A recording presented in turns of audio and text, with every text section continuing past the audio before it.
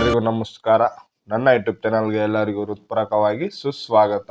ಇವತ್ತಿನ ಶ್ಲೋಕ ಏನು ಹೇಳುತ್ತೆ ಅಂದರೆ, ನಮ್ಮ ಜೀವನದಲ್ಲಿ ನಾವು ಏನನ್ನಾಗಲಿ ಒಂದು ಐತಿಹಾಸಿಕ ಒಂದು ಜೀವನದಲ್ಲಿ ಗುರಿಯನ್ನು ಮುಟ್ಟಿದಾಗ, ಅಲ್ಲಿನ ಒಂದು ಗುರಿ ಮುಟ್ಟಿದ ತಕ್ಷಣವೇ ನಮಗೆ ಒಂದು ಅಹಂಕಾರ ಆಗಲಿ ಏನೇ ಆಗಲಿ ಏನೋ ಒಂದು ಬಂದಾಗ ಅವಾಗ ನಾವು ನಮ್ಮಿಂದಾಗಿದೆ, ನಮ್ಮಿಂದ ಬಿಟ್ಟಿದೆ, ನಮ್ಮಿಂದ ಎಲ್ಲ ಈ ಪ್ರಪಂಚದಲ್ಲಿ ನಡೀತಿದೆ ಅಂತ ನಾವು ಒಂದು ತಪ್ಪು ಕಲ್ಪನೆಗೆ ಒಳಗಾಗ್ತೀವಿ.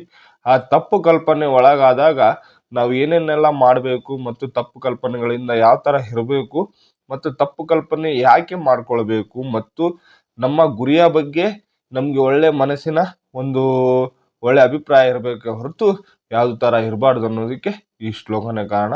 ಅಹಂಕಾರದಿಂದ ಇದ್ದಾಗ ನಾವು ಯಾವ ಥರ ಬದಲಾವಣೆ ತರಬೇಕು ಮತ್ತು ಯಾವ ಥರ ಇರಬೇಕು ಅನ್ನೋದಕ್ಕೆ ಈ ಶ್ಲೋಕ ನಮಗೆ ಸಂಪೂರ್ಣವಾಗಿ ತಿಳಿಸುತ್ತೆ.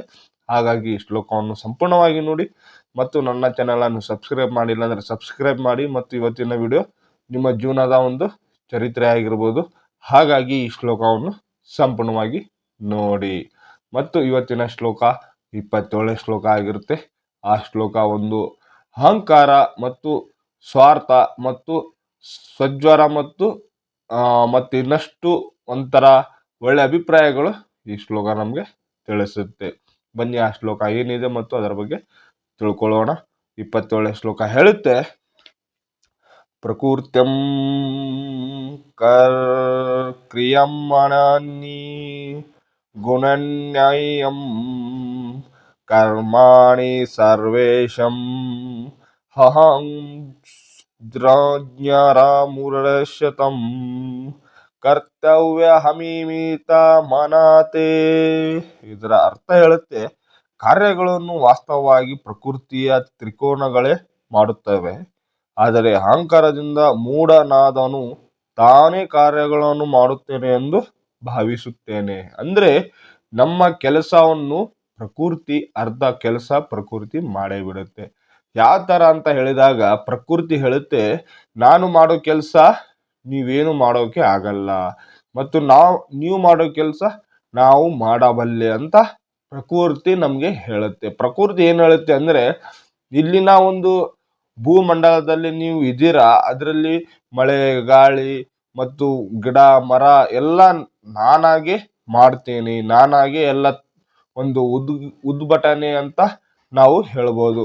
ಆದರೆ ಪ್ರಕೃತಿಯ ಪ್ರಕಾರ ಇದು ನಂದು ಅಂತ ಯಾವತ್ತಿಗೂ ನಾವು ಭಾವಿಸಲ್ಲ. ಎದಕ್ಕಂದ್ರೆ ಇದು ಒಂದು ಜೀವನದ ಬದುಕಾಗಿರುತ್ತೆ ಮತ್ತು ಬದುಕಿನಲ್ಲಿ ನಮ್ಮ ಥರ ಪ್ರಕೃತಿ ಸಹ ಒಂದು ಬದುಕು ಕೊಡುತ್ತೆ. ಮತ್ತು ಅವ್ರು ಹೇಳೋ ಪ್ರಕಾರ ಪ್ರಕೃತಿನೇ ಒಂದು ಅರ್ಧ ಭಾಗವಾಗಿ ನಮ್ಮ ಕೆಲಸವನ್ನು ಮಾಡೇ ಬಿಡುತ್ತೆ.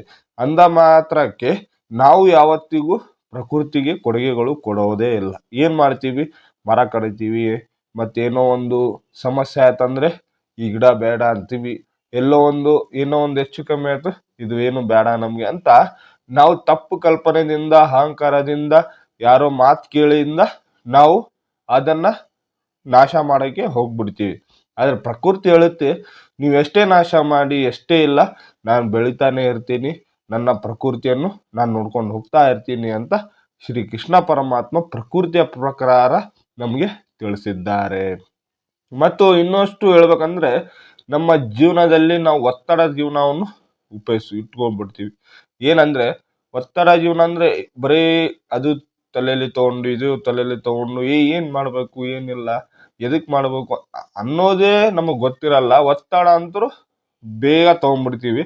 ಒತ್ತಡಕ್ಕೆ ಯಾವತ್ತಿಗೂ ಹೋಗ್ಬೇಡಿ. ಯಾಕೆಂದ್ರೆ ಒತ್ತಡ ಮತ್ತು ಒಂದು ಸಮತೋಲನದಿಂದ ಹೋದ್ರೆ ಮಾತ್ರ ನಿನ್ನ ಜೀವನದ ಒಂದು ನೆಮ್ಮದಿ ಸಿಗುತ್ತೆ. ನೀನು ಈ ಭೂಮಿ ಬಂದದಕ್ಕೆ ಒಂದು ಸಾರ್ಥಕ ಆಗುತ್ತೆ. ಹಾಗಾಗಿ ನೀನು ಮಾಡೋ ಕೆಲಸದಲ್ಲಿ ನೀ ಶ್ರದ್ಧೆಯಿಂದ ಇರುವಂತ ಶ್ರೀ ಕೃಷ್ಣ ಪರಮಾತ್ಮ ಅವರು ತಿಳಿಸಿದ್ದಾರೆ.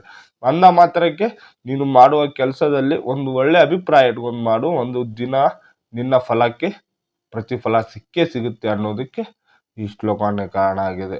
ಮತ್ತು ಏನೋ ಒಂದು ಗುರಿಯನ್ನ ನಾವು ಯಶಸ್ವಿ ಕಂಡಾಗ ಆ ಗುರಿ ಬಗ್ಗೆ ಒಂದು ಅಹಂಕಾರದಿಂದ ನಾವು ಮೆರೆಯಬಾರದು.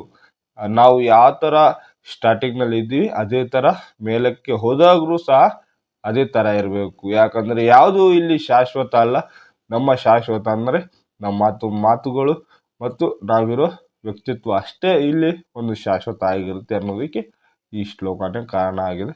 ಹಾಗಾಗಿ ಇವತ್ತಿನ ಶ್ಲೋಕ ನಿಮಗೆ ಸಂಪೂರ್ಣವಾಗಿ ತಿಳಿದಿದೆ ಅಂತ ನಾನು ಭಾವಿಸ್ತೀನಿ. ಇವತ್ತಿನ ಶ್ಲೋಕ ಇಲ್ಲಿಗೆ ಮುಕ್ತಾಯಗೊಳಿಸ್ತೀನಿ. ಮತ್ತು ಮುಕ್ತಾಯಗೊಳಿಸೋಕ್ಕಿಂತ ಮೊದಲು ಶ್ರೀಕೃಷ್ಣ ಪರಮಾತ್ಮನ ಒಂದು ಜಪ ಮಾಡೋಣ ಬನ್ನಿ. ಓಂ ಹರೇ ಕೃಷ್ಣ ಕೃಷ್ಣ ಕೃಷ್ಣ ಹರೇ ಹರೇ, ಹರೇ ರಾಮ್ ರಾಮ್ ರಾಮ್ ಹರೇ ಹರೇ. ನಮಸ್ಕಾರ.